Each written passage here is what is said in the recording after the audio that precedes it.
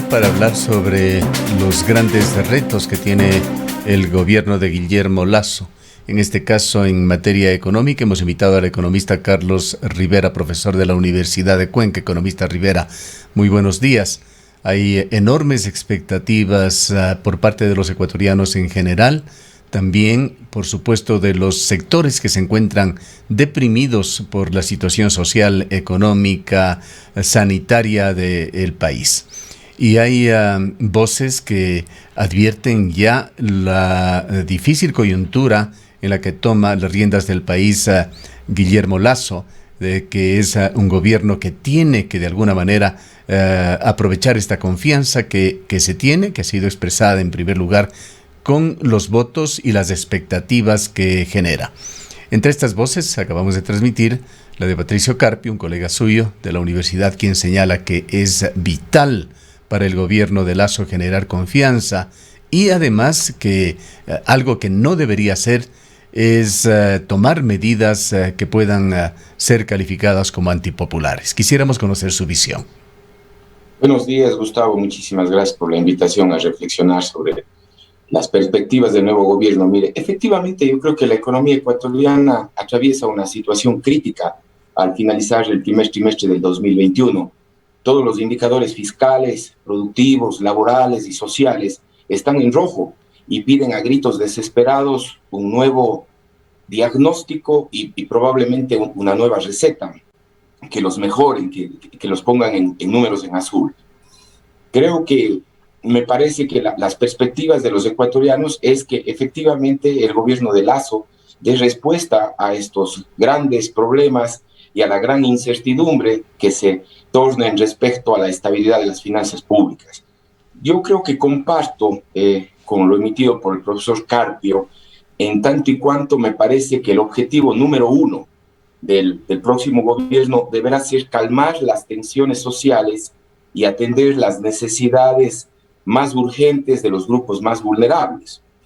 Si bien es cierto, la forma más efectiva de combatir la pobreza es con el crecimiento económico, con un shock de inversión que precisamente está dentro de la propuesta de Lasso, creo que no es excluyente ese boom de inversión, esa capacidad de atracción de inversión extranjera directa, de repatriación de capitales, de fomento a la inversión, con una agenda social que dé respuestas inmediatas en problemas de salud, en problemas de seguridad social, en problemas de educación, con la generación inclusive de programas de asistencia social que se posicionen, por ejemplo, en el sector rural, donde los niveles de pobreza son mucho más lacerantes que en las urbes.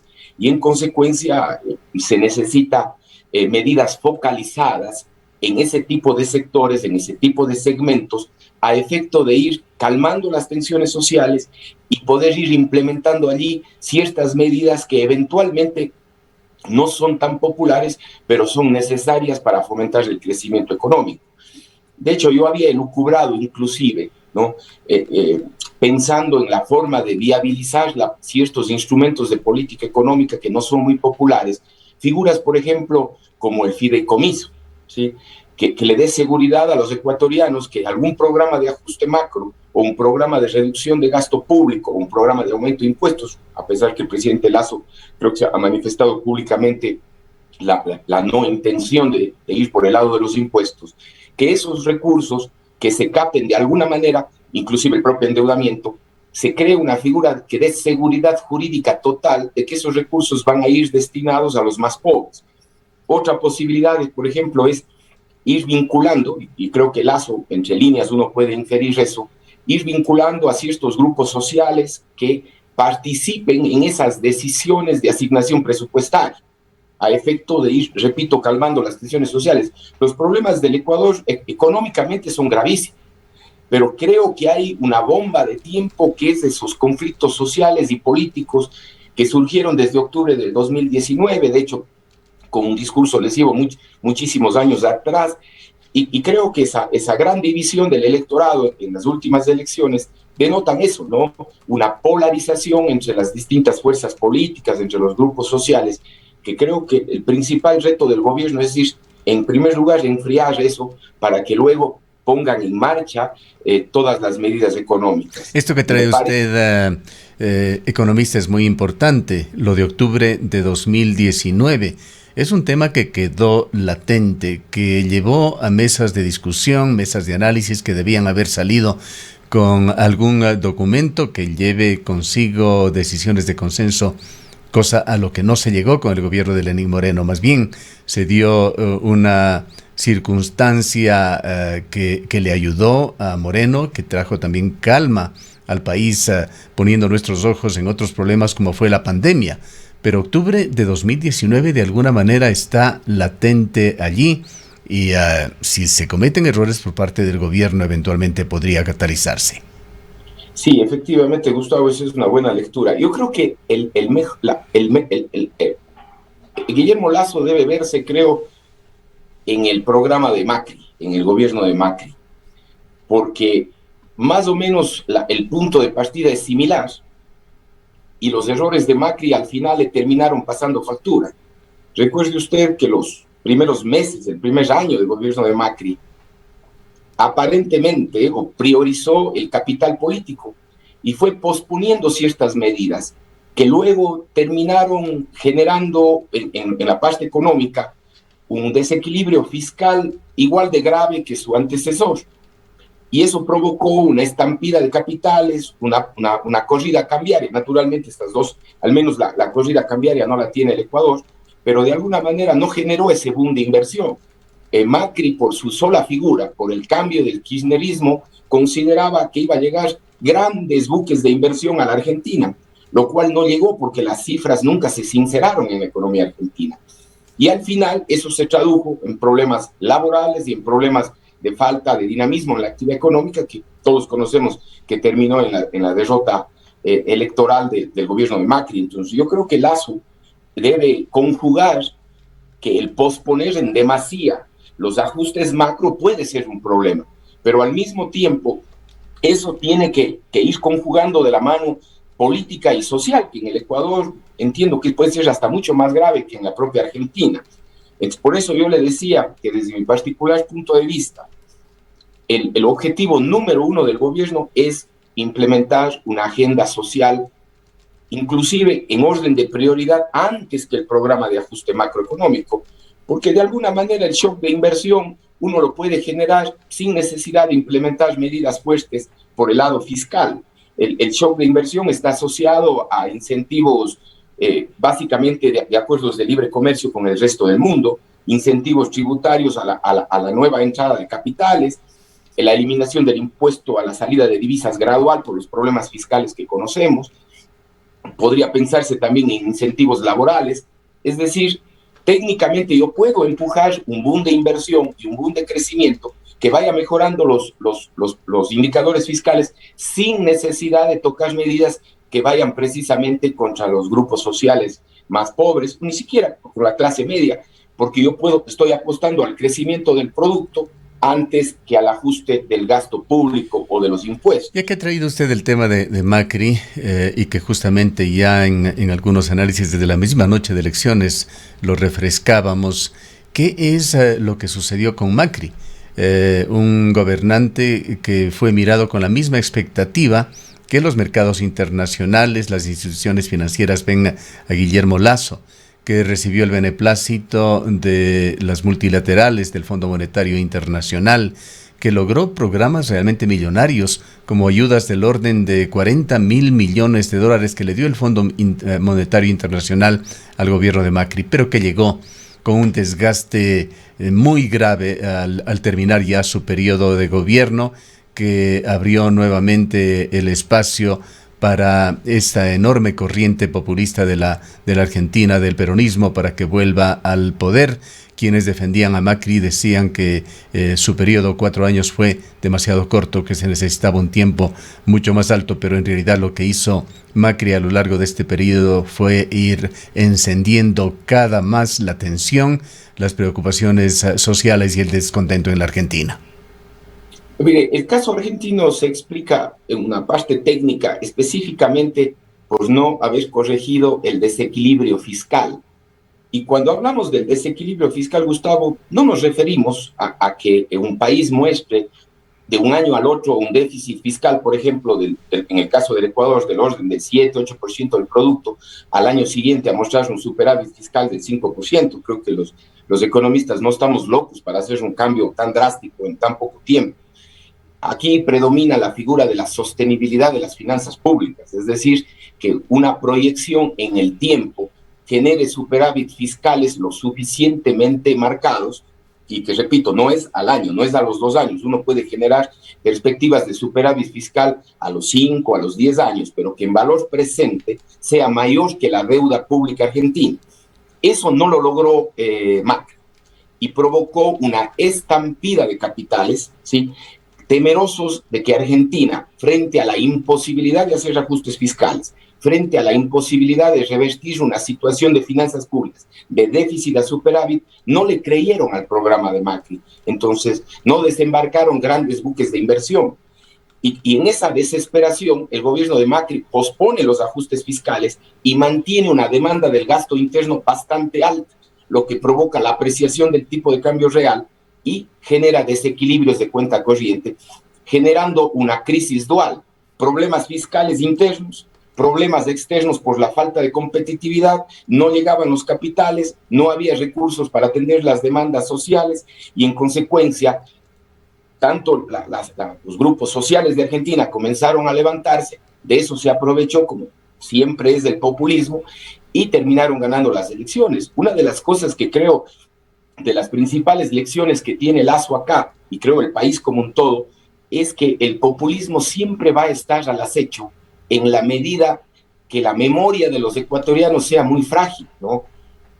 La alta votación que tuvo Arauz, sin lugar a duda, obedece a los recuerdos frescos de los ecuatorianos en una situación de mejor dinamismo de la actividad económica y de empleo que se asociaba al gobierno y a la presidencia de Correa.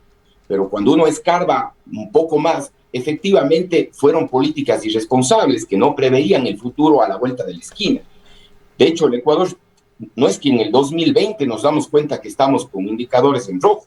Venimos desde el 2015 y el gobierno de Moreno los primeros años fue posponiendo, inclusive fue abundando en la misma dirección del desastre.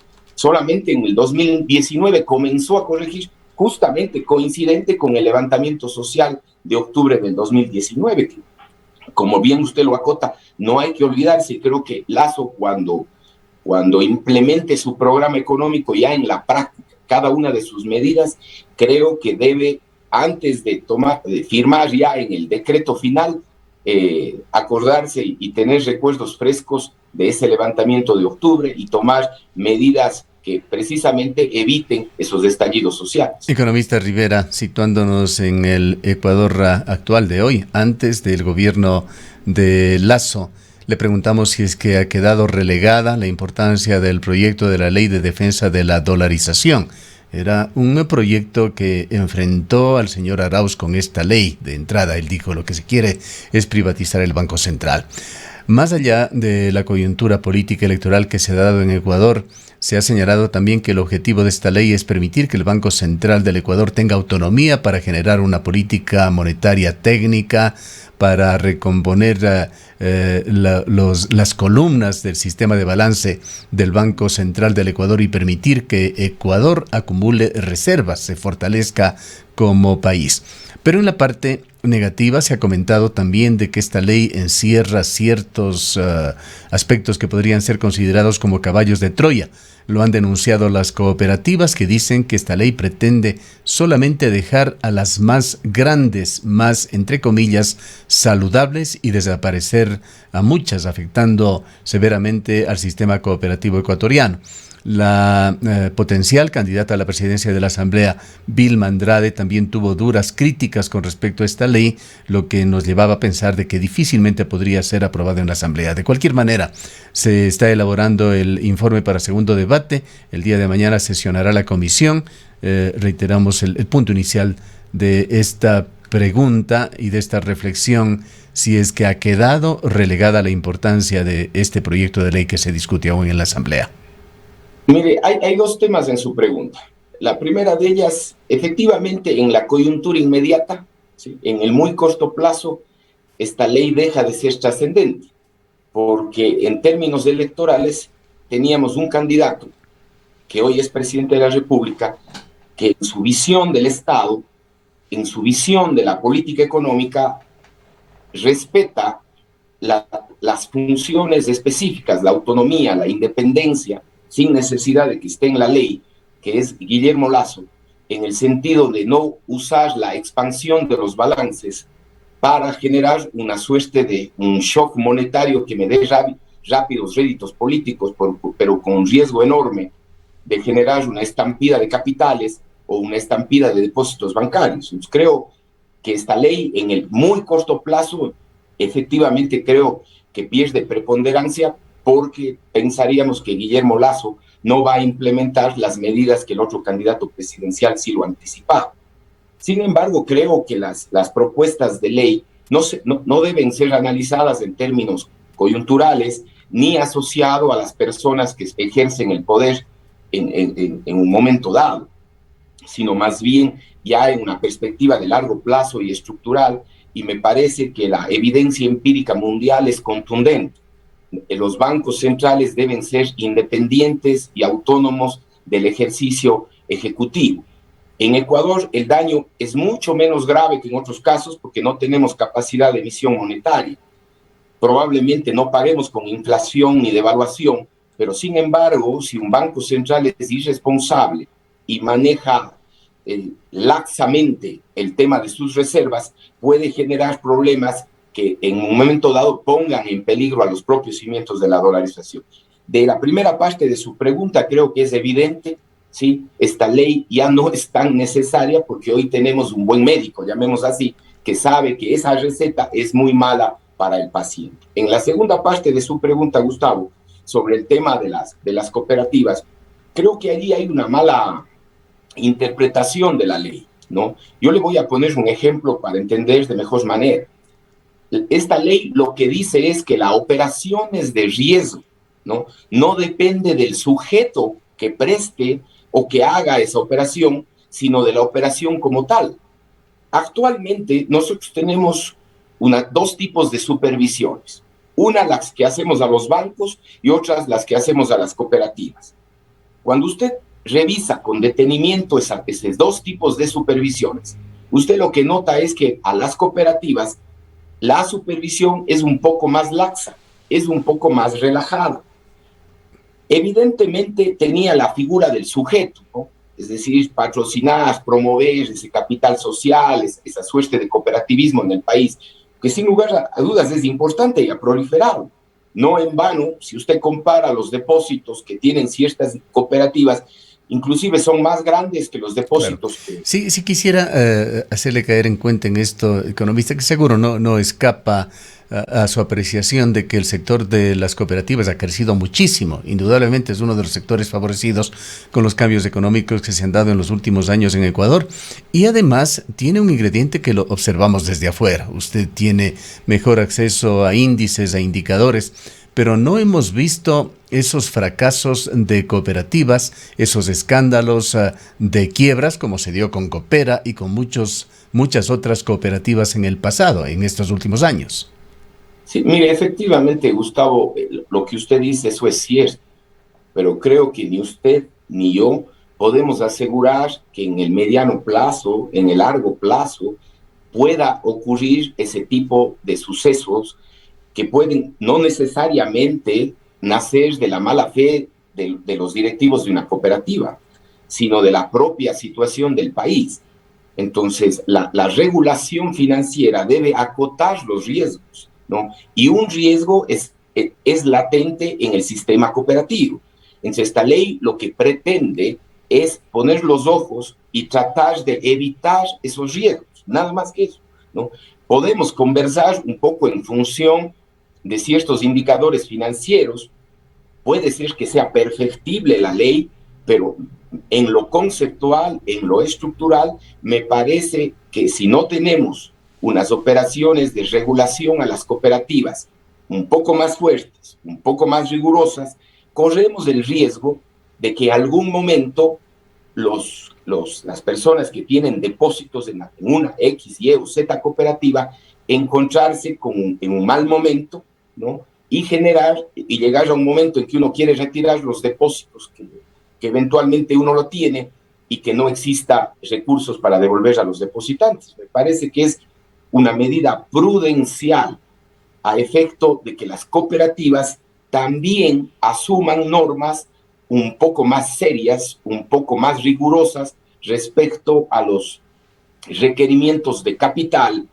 acotados por los riesgos para enfrentar eventuales situaciones de crisis, de corrida de depósitos, que no se puede descartar. El hecho que no ha ocurrido, de hecho, en estos 21 años que transitamos por la dolarización, después de la gran crisis financiera del 99, ni bancos ni cooperativas hemos tenido problemas. Creo que todos aprendimos la lección. Los depositantes somos más cautos el momento de depositar nuestros recursos. Las instituciones financieras, tanto cooperativas como bancos, ya no son tan laxos como en la época de los 90 y son mucho más cautelosos en la inversión de los recursos, en el matching que hacen entre depósitos y créditos, pero eso no significa que en un futuro inmediato o lejano, ¿no?, podamos tener un shock que nos afecte a todos o la posibilidad cierta de un mal manejo dispendioso dentro de una institución micro como tal. Lo que pretende esta ley es controlar eso, nada más.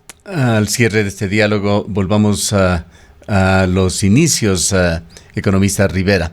Guillermo Lasso ha anunciado 3 o 4 cosas concretas, algunas de ellas tienen que ver con economía, pero ha dicho que en términos generales en los primeros 20 días de gobierno delineará a su gobierno, haciendo el anuncio de reformas legales que se requieren para transformar el país. ¿Qué expectativas tiene usted con respecto a estas reformas legales, particularmente en las que tengan que ver con la economía?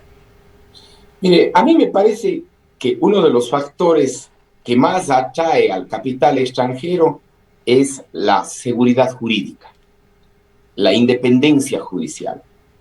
Y Ecuador precisamente no creo que se pueda vanagloriar de que tiene una justicia independiente y que las decisiones judiciales siempre se respetan en estricto honor al derecho. Creo que una de las reformas que deberá implementar Lasso, y que no son precisamente de orden económico, pero que tienen relación con el principal factor impulsor de la inversión, es esa. Me imagino que también tendrá que analizar... ¿Se refiere usted, quisiéramos ser claro en esto para entenderle bien, ¿se refiere usted a otra reestructuración del sistema judicial de Ecuador? No creo que vaya por ahí. Más bien lo que queremos tener es unas normas jurídicas, por ejemplo, que respete de mejor manera el derecho de los acreedores, por ejemplo. Unas normas jurídicas que, por ejemplo, le den seguridad jurídica al inversionista extranjero, porque si el inversionista extranjero, pues ponerle un ejemplo, viene a invertir en minería, viene a invertir en petróleo, en cualquier otra actividad, el momento que se presenta un problema, un juicio, los inversionistas extranjeros temen que predomine una especie de patriotismo, de nacionalismo, y que usted termine perdiendo el juicio y que no tenga, y que el Ecuador no reconozca esos derechos de inversionista extranjero de, por ejemplo, llevar a las cortes internacionales si es que los problemas no son superados en Ecuador. Me imagino que va por ese lado eventuales reformas judiciales que deberán sumarse, por ejemplo, a instrumentos de flexibilización para la contratación laboral. Cuando usted le pregunta al sindicalista, a la persona que tiene empleo, no es exactamente la misma situación de preguntarle a aquella persona que vive en el desempleo, que vive en el subempleo ya durante más de un año. Entonces, probablemente para aquellos desempleados y subempleados, las condiciones de contratación en el mercado laboral podrían tener cierto relax, cierta flexibilidad para que ellos consideren la posibilidad de integrarse a un mercado laboral formal. Me parece que también podrá ir por el lado tributario, ¿no? El impuesto a la salida de divisas en la práctica funciona como un impuesto a la entrada. Y si Guillermo Lasso busca promover un shock de inversión, que evidentemente incluirá inversión extranjera directa, otro de los factores que más puede atraer capital es comenzar una reducción gradual del impuesto a la salida de divisas.